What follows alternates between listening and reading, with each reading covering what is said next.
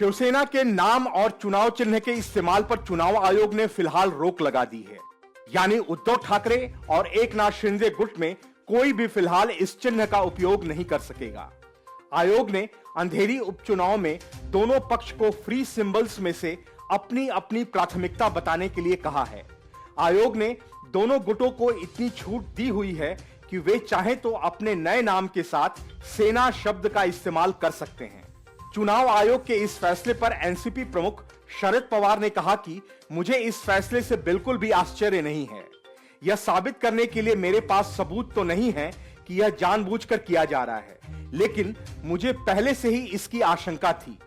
पवार ने आगे कहा कि हम नहीं जानते कि इन दिनों फैसले कौन ले रहा है।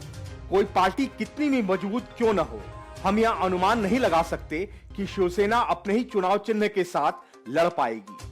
इसलिए हमें किसी भी स्थिति का सामना करने के लिए हर हाल में तैयार रहना होगा। शिवसेना को नए सिंबल के साथ चुनाव में उतरना होगा। इसके अलावा उनके पास कोई विकल्प नहीं है। शरद पवार ने कहा, मैं भी पहले अलग अलग सिंबल के साथ चुनाव लड़ चुका हूं, जैसे बैलों की जोड़ी, बछड़े का निशान, चरखा, पंजा और घड़ी।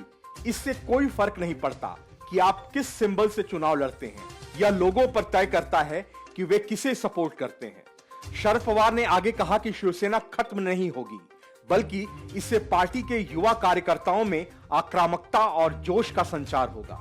सिंबल फ्रीज करने का अंधेरी उपचुनाव पर कोई असर नहीं पड़ने वाला, क्योंकि एनसीपी और कांग्रेस ने उद्धव ठाकरे के शिवसेना के उम्मीदवार को समर्थन दे दिया है। चुनाव चिन्ह फ्रीज करने के बाद महाराष्ट्र के मुख्यमंत्री एकनाथ शिंदे ने भी अपनी कानूनी टीम और वरिष्ठ नेताओं के साथ वर्षा बंगले में बैठक बुलाई है।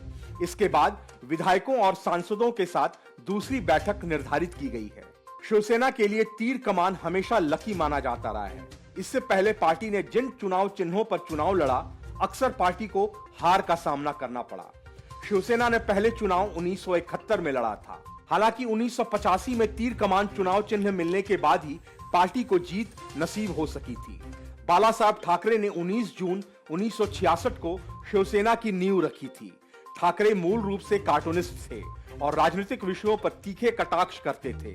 शिवसेना यूं तो कई राज्यों में सक्रिय है, लेकिन इसका राजनीतिक प्रभाव महाराष्ट्र तक ही सीमित है।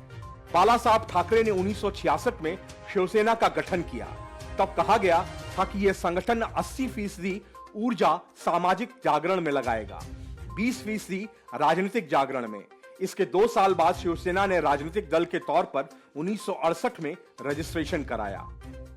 Bureau report, news of India.